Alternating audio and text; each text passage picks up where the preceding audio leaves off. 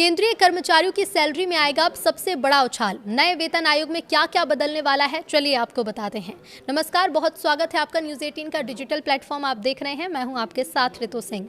केंद्र सरकार के लाखों कर्मचारियों के लिए एक बड़ी खुशखबरी है।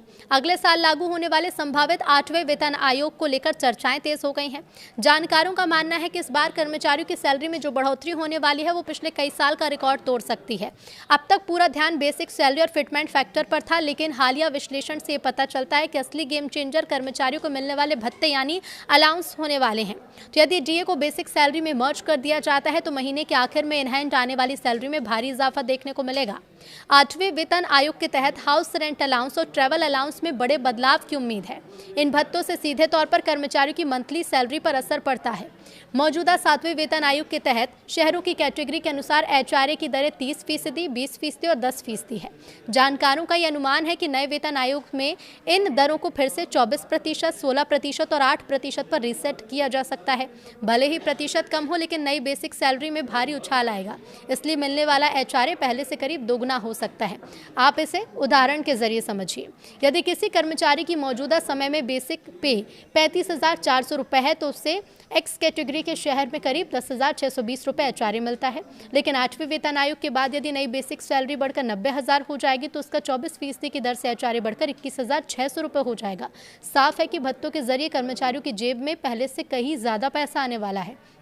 ट्रैवल अलाउंस में भी बढ़ोतरी होगी। तो पिछले कुछ सालों में पेट्रोल, डीजल और यात्रा के खर्चों में काफ़ी इजाफा हुआ है। कर्मचारियों पर पड़ने वाले इस आर्थिक बोझ को कम करने के लिए सरकार ट्रैवल अलाउंस में बढ़ोतरी कर सकती है। इसके साथ ही मौजूदा महंगाई भत्ते को संशोधित बेसिक सैलरी में मर्ज करने की योजना पर भी विचार हो रहा है। इस मर्जर से एचआरए और टीए की कैलकुलेशन का बेस बढ़ेगा। इससे कुल सैलरी स्ट्रक्चर पूरी तरह बदल जाएगा। और भी कुछ भत्ते हैं जिनमें बदलाव की उम्मीद है। जानकार ये मानते हैं कि यदि सरकार बेसिक सैलरी, एचआरए और टीए इन तीनों में एक साथ बदलाव करती है तो यह हालिया सालों की सबसे बड़ी सैलरी हाइक साबित होगी।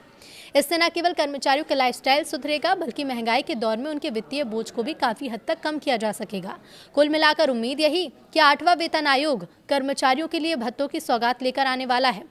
लेकिन पे लेवल मर्जर का प्रस्ताव क्या है? तो कर्मचारी संगठनों का कहना है कि वर्तमान पे मैट्रिक्स में निचले स्तर पर कर्मचारियों की संख्या बहुत ज़्यादा है। प्रमोशन की रफ्तार काफ़ी धीमी है। इसी वजह से शुरुआती 6 लेवल को मिलाकर 3 बड़े स्तर बनाने का सुझाव दिया गया।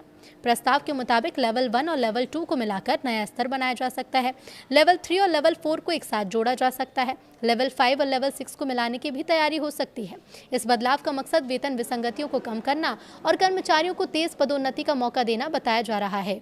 न्यूनतम वेतन में भी बड़ा बदलाव हो सकता है। अगर लेवल 1 और लेवल 2 का विलय होगा तो सबसे बड़ा फायदा निचले स्तर के कर्मचारियों को होगा।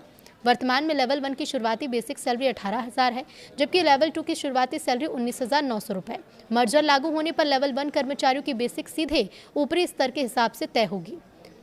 इसके बाद 8वें वेतन आयोग के नए फिटमेंट फैक्टर का असर जुड़ने पर वेतन में बड़ा उछाल देखने को मिल सकता है।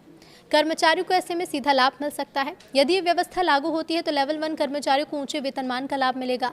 लेवल 3 कर्मचारियों को लेवल 4 के बराबर वेतनमान मिल सकता है, जबकि लेवल 5 कर्मचारियों को लेवल 6 के समान वेतन ढांचे का फायदा हो सकता है। इसका सबसे ज़्यादा असर मल्टीटास्किंग स्टाफ, क्लर्क और ग्रुप सी कर्मचारियों पर पड़ने की संभावना है। मौजूदा व्यवस्था में कर्मचारियों को एक स्तर से दूसरे स्तर तक पहुंचने में कई साल लग जाते हैं, लेकिन लेवल मर्जर लागू होने पर प्रमोशन की सीढ़ियां कम होंगी और कर्मचारियों को जल्दी उच्च पदों पर पहुंचने का मौका मिलेगा। इसके अलावा जिम्मेदारी और पदनाम बेहतर होंगे। वेतन के साथ पेंशन में बढ़ोतरी होगी। ग्रेच्युटी और रिटायरमेंट लाभ ज़्यादा मिल सकते हैं। लेकिन अब ये भी जान लीजिए आप कि आयोग में क्या चल रहा है। तो 8वें वेतन आयोग को लेकर कर्मचारी संगठनों ने अपना विस्तृत प्रस्ताव सरकार को सौंप दिया है।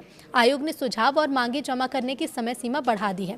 माना जा रहा है कि आयोग विभिन्न राज्यों और क्षेत्रों का दौरा कर कर्मचारियों की वास्तविक स्थिति समझने की कोशिश कर रहा है। कर्मचारी संगठनों की मांग है कि नई सिफारिशें जनवरी 2026 से लागू की जाएं।